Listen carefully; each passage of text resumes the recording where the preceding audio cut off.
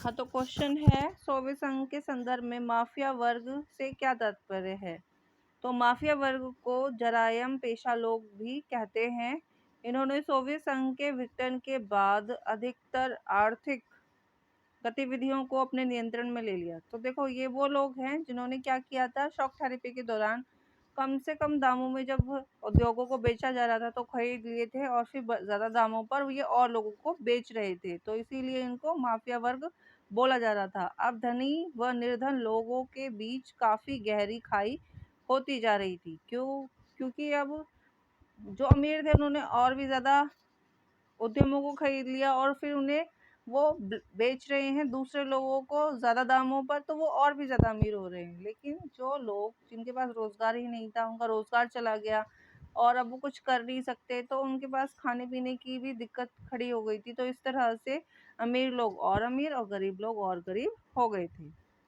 तो फिर next question पे आते हैं हम। 1960 के दशक में दोनों महाशक्तियों ने कौन से दो महत्वपूर्ण समझौतों पर हस्ताक्षर किए। इंपॉर्टेंट क्वेश्चन है, पहले आया हुआ है ये।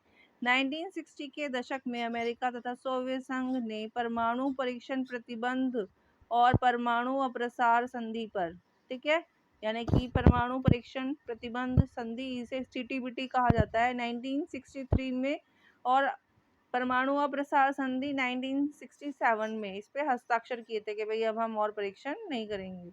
किस राज्य के प्रांत नदी जल के सवाल पर भिड़ रहे थे और मौजूदा शासन को उखाड़ फेंकने के लिए आंदोलन चला रहे थे। भाई देखो, अब क्या होने लग गया है, लोग नदी के पानी के लिए भी आपस में लड़ने लग गए थे और वहाँ के शासन को भी वो उखाड़ फेंकना चाहते थे। तो यूक्रेन, किर्गिस्तान तथा जॉर्जिया ने मौजूदा शासन को उखाड़ फेंकने के लिए आंदोलन चलाया।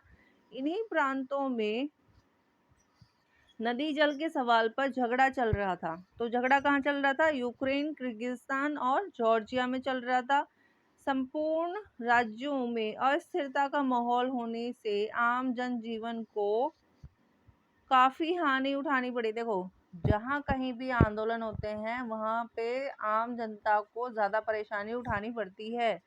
जैसे आपने देखा होगा, कोई आंदोलन होता है, लोग ट्रेनें जलाना शुरू कर देते हैं, ट्रेनों का रास्ता रोक देते हैं, बसें जला देते हैं, जाम लगा देते हैं, चक्का जाम कर देते हैं। तो सबसे ज्यादा परेशान कौन होता है? आम जनता, क्योंकि कोई वहाँ पे ना तो पीएम बैठा है ना सीएम बैठा है जिसको परेशानी होगी। परेशान कौन होगा? आम जनता। तो उसी तरह से यहाँ पे भी आम जनता ही परेशान हो रही थी। किन विषयों पर चीन के हित सोवियत संघ से जुड़े हैं? ठीक है, किन विषयों पर चीन के हित सोवियत संघ से जुड़े हैं, यानी कि किस तरह से चीन को सोवियत संघ की जरूरत है या उस तरह से किस तरह से उसको फायदा हो रहा है। नेक्स्ट है, पूर्व सोवियत संघ तथा चीन के संबंधों पर दृष्टि डालिए। तो चीन पूर्व सोवियत संघ से मिलता जुलता देश है। देखो, जो व्यवस्था सोवियत संघ में चलती है, साम्यवादी व्यवस्था, वही व्यवस्था कहाँ चलती है? चीन में। और चीन ने इसको कहाँ से लिया है? सोवियत संघ से ही लिया है। ठीक है, दोनों ही देशों में साम्यवादी सरकारें स्थापित हैं। कौन सी सरकारें स्थापित हैं? साम्यवादी, यानी कि यहाँ पर पूरी तरह से सरकार का ही आधिपत्य है, सरकार के अंडर ही सब कुछ होता है। सोवियत संघ में 1917 में तथा चीन में 1949 में साम्यवादी क्रांति हुई। तो सबसे पहले कहाँ पे हुई? चीन में हुई थी, सोवियत संघ में हुई, यानी कि रूस की जो क्रांति हुई थी 1917 की, वो हुई थी। चीन में कब हुई है? 1949 में हुई है साम्यवादी क्रांति। और ये साम्यवाद को मानता है पूरी तरह से अभी भी। खनिज तेल तथा व्यापार के क्षेत्र में दोनों देशों के हित आपस में जुड़े हुए हैं। तो खनिज तेल और व्यापार, अब ये दोनों क्या कर रहे हैं? आपस में व्यापार कर रहे हैं। पहले क्या था? चीन जो है वो दूसरे देशों से व्यापार नहीं करता था। उसका था कि हम ना तो दूसरे देशों को अपने देश में आने देंगे, ना ही हम अपने देश के व्यापारियों को दूसरे देश में भेजेंगे। ठीक है, ये कुछ ऐसा ही था जैसे कि सोवियत संघ में था। नेक्स्ट क्वेश्चन पे आते हैं हम। सोवियत संघ के कौन से राज्य तेल और गैस के बड़े उत्पादक हैं? ठीक है, यानी कि सोवियत संघ में कौन कौन से राज्य ऐसे हैं जहां पर तेल और गैस का ज़्यादा से ज़्यादा उत्पादन होता है? तो रूस, कजाकिस्तान, तुर्कमेनिस्तान, उज़्बेकिस्तान और अज़रबैजान तेल और गैस के बड़े उत्पादक देश हैं। तो इन देशों के नाम याद कर लीजिएगा। ये कौन है? ये बहुत ज़्यादा तेल और गैसेस का उत्पादन करने वाले राज्य हैं। नेक्स्ट क्वेश्चन और इस वीडियो का लास्ट क्वेश्चन है, बहुध्रुवीय विश्व से आप क्या समझते हैं? और ये इम्पोर्टेंट क्वेश्चन है, ठीक है बच्चे। तो हम देखते हैं इसका आंसर।